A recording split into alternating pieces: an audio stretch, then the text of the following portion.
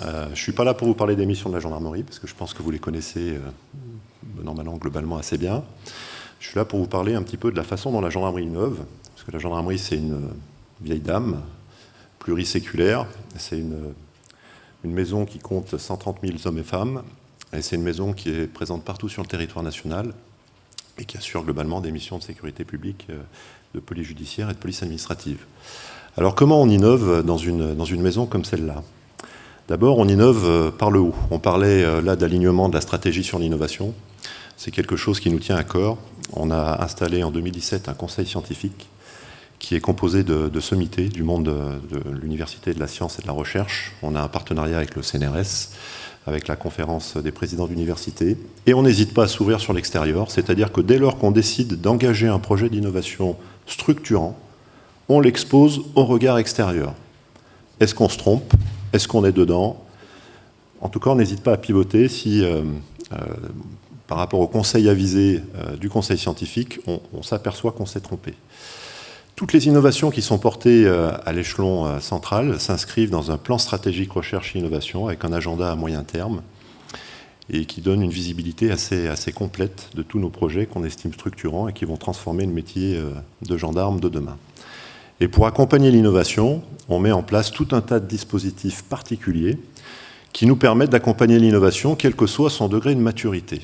Et pour le premier dispositif, je vais laisser Manon vous le présenter. Donc les idées. La gendarmerie a pris le pari de conduire de manière participative le changement depuis 2013, avec comme objectif principal d'insuffler une nouvelle dynamique en donnant la parole à ses agents. Donc comment nos agents font-ils ? Donc nos 130 000 gendarmes, de tout grade, de tout statut, là ça ne se voit pas, mais dans l'équipe il y a des gendarmes, mais il y a également des personnels civils. Donc en gendarmerie, tout le monde a la parole et tout le monde peut faire des propositions. Pour faire, ils ont un formulaire intranet qu'on appelle Hotline. Chaque contribution arrive chez nous, on les traite de manière individualisée et chaque direction répond à la contribution et la personne reçoit sa réponse. Ce qui est intéressant dans la démarche, c'est que certaines contributions qui viennent du terrain deviennent des mesures et sont généralisées à l'ensemble du territoire. Et depuis le début de l'année 2019, on a à peu près 930 contributions qui sont arrivées et on en a une cinquantaine qui pourront devenir de potentielles mesures et généralisées à l'ensemble de la gendarmerie. Merci Manon. Alors on accompagne aussi ce qu'on appelle les innovations expérimentées, puisqu'en gendarmerie, on laisse le champ libre à l'expérimentation. Donc, par principe, chaque gendarme peut expérimenter dès lors que c'est validé par son autorité hiérarchique immédiatement supérieure. Évidemment, dès lors que ça ne présente pas un risque pour la sécurité des personnes et des biens. Donc, on a plein d'innovations qui naissent de ci et de là. Et on va vous présenter un petit film d'animation. Je vais laisser la régie le lancer pour vous expliquer le processus. Voici Albert. Sous-officier dans une petite brigade du nord de la France. Aujourd'hui, Albert est contrarié. Il est confronté à certaines difficultés dans le cadre de son service. À force d'y réfléchir, il trouve des solutions et parvient à les mettre en œuvre pour en faire de bonnes pratiques.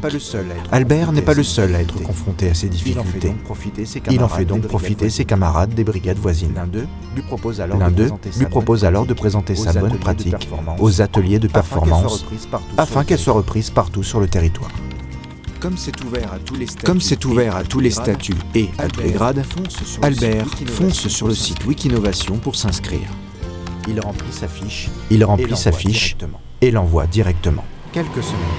Quelques semaines plus tard, en janvier, des concepteurs de bonnes pratiques sont invités à présenter leurs projets lors des assises des ateliers de performance. La pertinence des projets y est débattue et certains sont alors écartés. C'est ensuite au tour d'un panel d'utilisateurs d'unités d'effectuer une nouvelle sélection. Les projets retenus sont alors classés par préférence. Enfin, les directions de la DGGN sont consultées pour étudier la généralisation de certaines bonnes pratiques. Toutes celles qui sont retenues sont inscrites au répertoire des ADP, qui est validé par le directeur général. La liste des lauréats est alors arrêtée. En fonction du niveau de diffusion, le répertoire est envoyé sous format papier ou en version dématérialisée et est accessible sur le site Wikinovation. Retournons voir Albert dans son unité. Ce matin, il a reçu du courrier. Son projet a été retenu. Il est convié à une remise de prix avec tous les autres lauréats. Albert est heureux. Certes, il a gagné, mais surtout, il sait qu'il a contribué à améliorer le quotidien de ses camarades.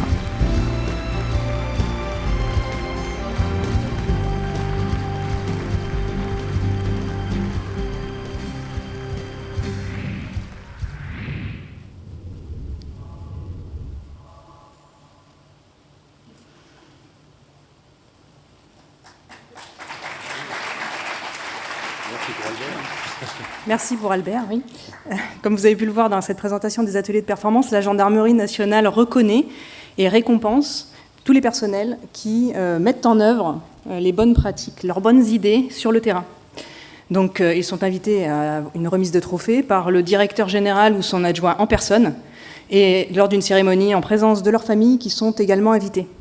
Mais ce n'est pas tout. Le directeur général signe aussi des lettres de récompense, c'est un petit peu comme des médailles, si vous voulez, pour chacun des lauréats. Et tous les personnels sélectionnés ont une prime exceptionnelle attribuée en fin d'année. D'autre part, il y a une compétence reconnue par les ressources humaines qui est insérée dans leur dossier de carrière. Pour finir, nous avons lancé un challenge participatif afin de concevoir un insigne métallique, comme les brevets de spécialité que portent les militaires, afin que les gendarmes innovateurs puissent l'arborer sur leur tenue. Merci Sarah, et je vais appeler Rodolphe qui va vous parler aussi un petit peu d'intrapreneuriat. Bonjour à tous.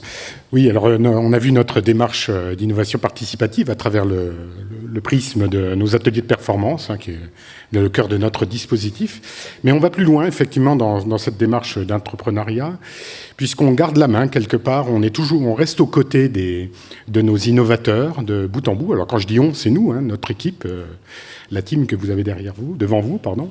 Et on va plus loin dans l'accompagnement, notamment sur les dossiers qui nécessitent un petit coup de pouce, qui nécessitent d'aller plus loin dans la bonne pratique. C'est-à-dire qu'on a des innovateurs qui viennent vers nous au quotidien, en nous disant, voilà, moi je suis en mesure de développer telle bonne pratique, telle innovation, mais voilà, je suis bloqué, j'ai besoin en gros d'une ressource financière notamment.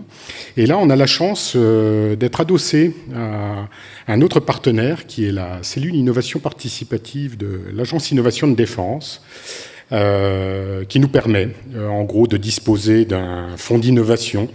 Alors on prend par la main nos innovateurs, on les accompagne vers cette organisation et on obtient pour eux le petit coup de pouce nécessaire pour leur permettre de réaliser soit une preuve de concept, soit le prototype de ce qui sera une bonne pratique qui plus tard intégrera peut-être notre système d'armes, nos équipements du quotidien des gendarmes. Voilà, merci.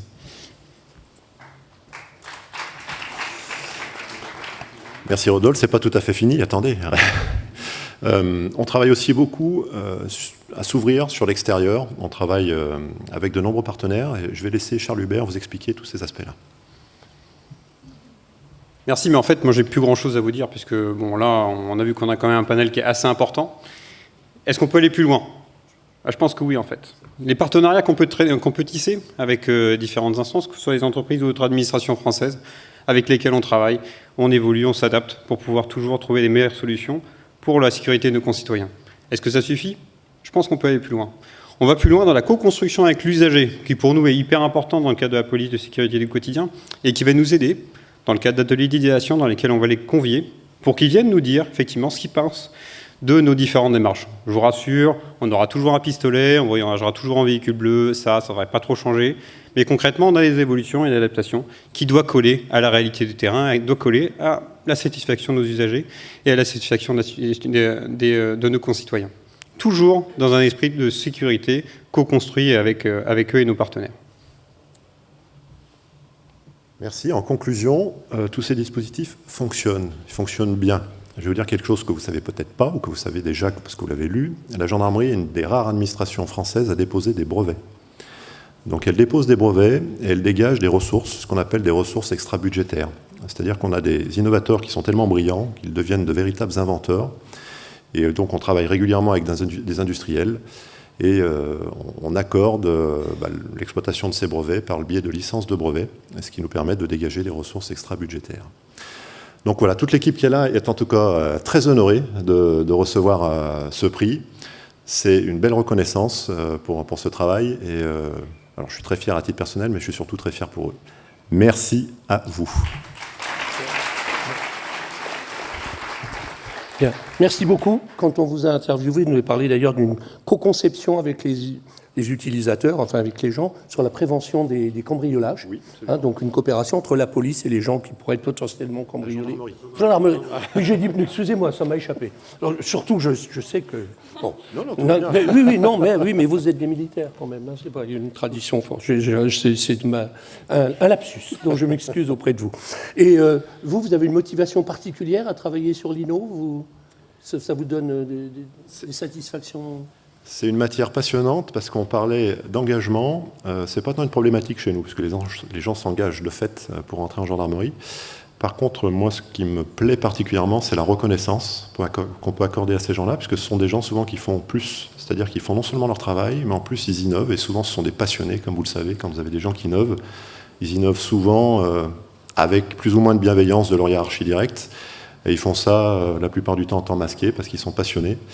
Et les accompagner, pour moi, et arriver à ce qu'ils transforment l'essai, c'est finalement la plus belle des motivations. Merci beaucoup. Merci beaucoup.